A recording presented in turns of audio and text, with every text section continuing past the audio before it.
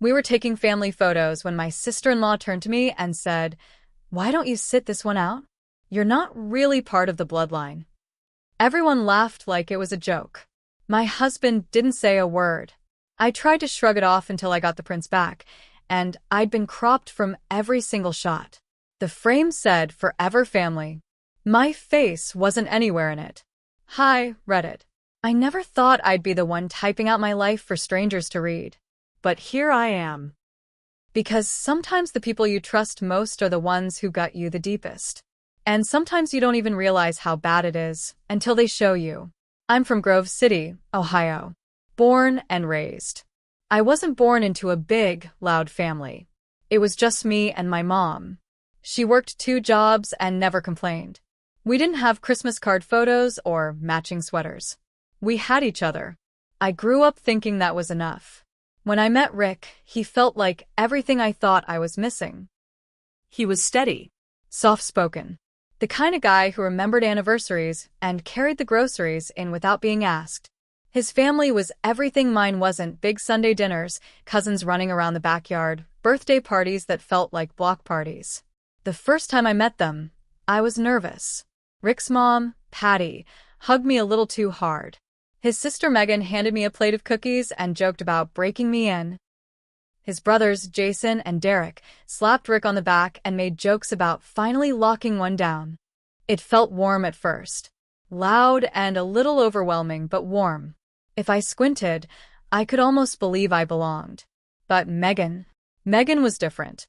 She had a way of looking right through you, smiling while she twisted the knife. Always small things at first.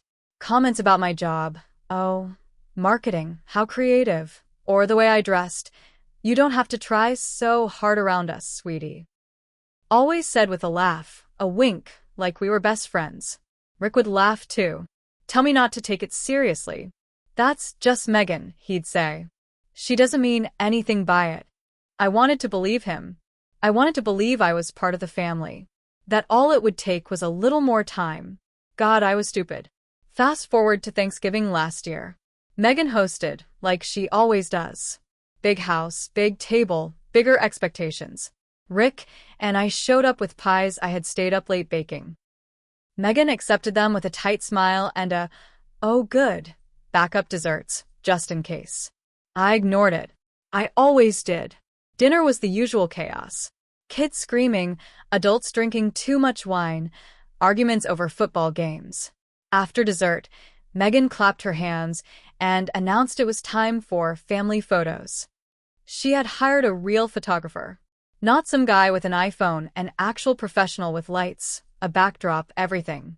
Everyone shuffled outside, half drunk and full of turkey. Megan lined us up like toy soldiers. Rick and I stood together, arms linked. I smiled up at him, waiting for direction. That's when Megan turned, flashed that sugary smile, and said, "Why don't you sit this one out, hon? You're not really part of the bloodline after all." For a second, no one said anything. Then the laughter started. First Jason, then Derek. Even Patty, covering her mouth like she was trying not to giggle. Rick laughed too. Not a big laugh. Not a cruel one. Just a soft, tired chuckle. But he didn't say a word. Not "Hey, that's not cool." Not "She's my wife." Not anything. I felt my face burn. I smiled like it didn't matter. Like it didn't feel like my skin was peeling off. I said, "Sure, no problem," and stepped back. Tried to laugh too. Tried to be the cool wife, the easygoing wife, the wife who belonged. I stood near the back porch, arms crossed against the cold, while they posed under the big oak tree. All of them, laughing, smiling. Without me. After a few minutes, Megan waved me over. "Come on, get in one." For funsies, I slid into the back row, barely visible between Derek and Rick. The photographer clicked away, then moved on to other poses. No one looked at me. No one said, "Hey, let's get one with you front and center." I went through the motions. Pretended it didn't matter. Weeks later, it was Christmas. We did the whole thing at Megan's house again. She outdid herself this time. Huge tree, expensive decorations, catered food. She handed out presents after dinner. Each family got a framed photo from Thanksgiving. She handed ours to Rick, kissed him on the cheek. Forever family, the frame said, written in gold cursive. I opened it while Rick was busy unwrapping a bottle of whiskey from Jason. The first picture was of everyone under the oak tree. I looked for myself. I wasn't there. I flipped to the next. A candid shot of Megan laughing with Patty. No me. Another one. The kids playing tag. No me. Another. Nothing. I was nowhere. Even the group photo I had posed for, the one where I stood in the back, was cropped so tightly that you could just see Derek's shoulder and Rick's arm around empty air. Not a glimpse of my face. It was like I had never been there. Like I was invisible. I set the frame down slowly, looked around the room. Everyone else was smiling, laughing, showing off their photos. Rick finally noticed me sitting there, silent. His smile faded. He opened his mouth like he might say something. After that night, I started seeing everything clearly. Little things Rick had said that I brushed off. Little times I was excluded and made excuses for them. I wasn't family to them. I was a guest, a visitor, someone to tolerate because Rick brought me along. And I had been stupid enough to build my life around them. The next day, I didn't say much. Rick went about his business like it was any other Sunday. Football on TV. Beer in hand. He didn't even ask why I was quiet. Monday morning, I woke up early. Earlier than Rick. I made coffee, sat at the kitchen table, and thought about what I wanted. And for the first time in a long time, I realized I didn't want this life anymore. I opened my laptop. Started making lists. Accounts we shared. Bills in both our names. The lease on our house. I wasn't trapped. I just had to be smart. That afternoon, while Rick was at work, I drove to the bank. I moved my savings into a new private account under my name only. I made sure my paychecks would stop going into the joint account. I wasn't going to let him bleed me dry during a divorce. Because that's where this was heading. I just hadn't said it out loud yet. Later that night, Rick came home with takeout. Thai food. My favorite. He plopped it on the table and kissed the top of my head. "You're still mad, huh?" he said, opening the cartons. "Come on, babe. It was just a joke. You know how Megan is." He handed me a box of pad thai like that made it better. I stared at him. "You think it's funny that your family erased me?" I asked, my voice low. Rick sighed, rolled his eyes. "Jesus, it's photos. You're really going to make a federal case out of this?" I didn't eat a bite. The next day, I started packing small things. My jewelry. My important papers. Things that wouldn't be noticed right away. I needed a plan. Because Rick wasn't just passive. He wasn't just weak. Deep down, I was starting to realize he liked it. He liked being the golden boy. The one whose wife was just grateful to be included, no matter how badly they treated her. And maybe he liked knowing I didn't have anyone else. No big family to run back to. He thought I was stuck. He thought wrong.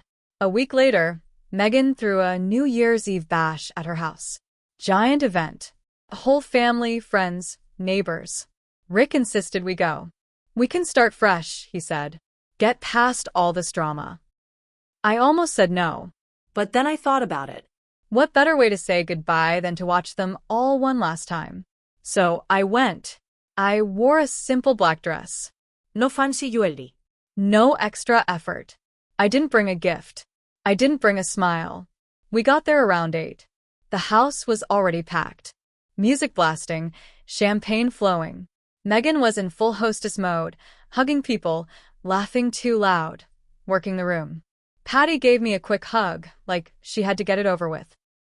Jason and Derek barely said hi. Rick disappeared almost immediately, grabbed a beer, started talking football with his cousins. I stood by the fireplace, holding a warm glass of punch, and watched them all. It hit me then how small they all really were. How desperate they were to look like the perfect family. How easily they tore someone down just to feel bigger. When the clock hit midnight, Megan dragged everyone outside to watch fireworks. I stayed inside. I didn't need to see anything blow up. I slipped out the front door, quiet as a ghost, and drove home. Home. Not for much longer. The next morning, Rick stumbled in around 11, reeking of beer and smoke. He collapsed on the couch, still in his clothes from the night before. "You missed a good party," he mumbled. I said nothing. I just went to the bedroom, pulled out the manila envelope I had tucked under the bed, and set it on the coffee table in front of him. He blinked, sat up, opened it, saw the divorce papers. At first he laughed. Actually laughed. "Okay, babe. Very funny. April Fools, right? Oh wait, wrong month." I didn't smile. I didn't blink. "I'm serious," I said. His face changed, dropped all at once. "What the hell are you talking about?" "I'm done, Rick," I said, my voice steady. "You and your family can have each other. I'm not fighting to be a part of something that doesn't want me." He stared at me like he didn't recognize me. "You're overreacting," he said again, his voice rising. "It was a joke, for God's sake. You're gonna throw away everything over a stupid picture?" "No," I said. "I'm throwing it away because you never once stood up for me. Not once." He tried to argue. Tried to tell me he loved me. That we could fix it. I let him talk himself into circles. Because I already knew the truth. If someone can watch you get hurt over and over and do nothing, they don't love you. They love the way you suffer quietly. Rick didn't take the divorce papers seriously at first. He thought it was a bluff. Something he could fix with a few sorries and a bouquet of flowers. When he realized I had already moved my money and gotten a lawyer, his whole attitude flipped. He got mean. Started showing up late. Coming home drunk. Leaving dirty dishes piled in the sink, trash overflowing. Little things designed to wear me down. He started calling me names under his breath. Ungrateful. Selfish. Drama queen. Once, when he was drunk enough to forget to be careful, he said, "No one else is gonna want you, you know. You're just a stray my family tried to rescue." I didn't say a word. I just added it to the list of reasons I was leaving. But it wasn't just Rick. It was Megan too. Word got around fast that I had filed for divorce. Megan wasted no time painting me as the villain. She told everyone I was unstable. That I was breaking Rick's heart. That I never fit in and it wasn't their fault they couldn't force me to belong. The worst part? People believed her. Friends I thought were mine stopped answering my texts. Rick's coworkers, people I had hosted at our house, suddenly looked right through me at the grocery store. It was like I didn't exist. Again. Erased. Again. Megan even had the nerve to send me a text. "Hope you find the family you're looking for, sweetie. Maybe rescue a cat or something. Seems more your speed." I stared at the message for a long time. Then I blocked her number. The final blow came a week later. Rick's mom, Patty, showed up at my work. Just waltzed right into the parking lot, makeup smeared, eyes red from crying. She waved a manila envelope in my face. "I think you dropped this," she said, voice shaking with fake anger. It was a copy of the Forever Family photo. The one I wasn't in. I stared at it. Then back at her. She wanted a scene. She wanted me to scream, to cry, to cause a scene so she could tell everyone how crazy I was. I smiled. I thanked her politely. Then I ripped the photo in half, right in front of her, and dropped it in the nearest trash can. She gasped like I had slapped her. I got in my car and drove away without looking back. That night, Rick finally realized I wasn't bluffing. He sat at the kitchen table, drunk again, the divorce papers still unsigned in front of him. He slurred something about how he didn't want to end up alone like his dad. How he thought I was different.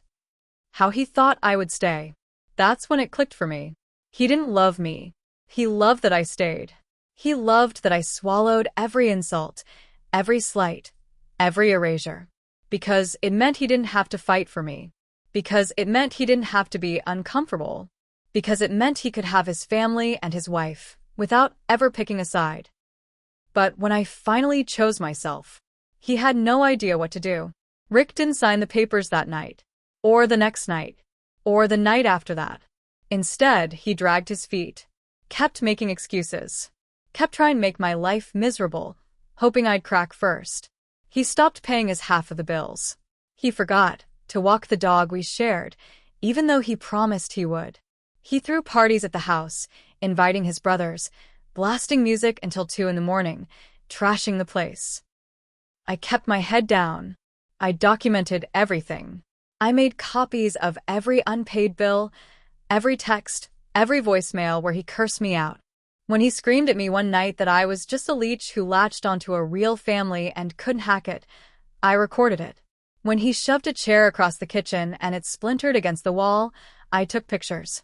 My lawyer was ready. We filed for an emergency hearing. The judge didn't like Rick's little stunts. Didn't like his attitude. Didn't like the evidence I handed over in a neat, thick folder. The judge ordered Rick to move out of the house within 48 hours. Ordered him to pay temporary support. Ordered him to turn over financial records, which showed he had been draining our joint account for months before I filed. He thought he was bleeding me dry. Instead, he hung himself with his own rope. The house we rented? I stayed. He had to move back into his old room at Patty's house, sleeping under a boyhood poster of Brett Favre. The car we shared? I got it. He had to borrow Patty's ancient minivan to get to work. It got worse for him.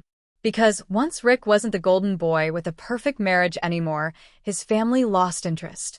Patty stopped inviting him to family dinners. Jason and Derek didn't return his calls. And Megan? Megan moved out of state. I found out later her husband left her for a 25-year-old yoga instructor. Megan tried to post photos of her new fabulous life online, but it was obvious she was miserable. Divorced. Alone. Just like she said I would be. Funny how life works. As for me, it wasn't easy. I cried. I screamed into pillows. I wondered if I had made a mistake. I missed Rick sometimes, or at least the man I thought he was. I missed the idea of family more than the people themselves. But day by day, the weight lifted. I found an apartment across town. Small but mine. I adopted a rescue dog, a little mutt with big brown eyes who loved me without conditions. I hung my own photos on the walls. Photos of friends who chose me. Photos where I wasn't cropped out. Photos where I wasn't erased. Photos where I was right in the center, smiling, alive, whole. One afternoon, a letter came in the mail. No return address. Inside was a single photograph. One of the old forever family pictures from that Thanksgiving. Except someone, maybe Megan, maybe Rick, had scribbled out my face in black Sharpie. Childish. Petty. Sut. I laughed. Then I tossed it into the trash where it belonged. Because in the end, they were right. I wasn't really part of their bloodline. I was something better. I was free.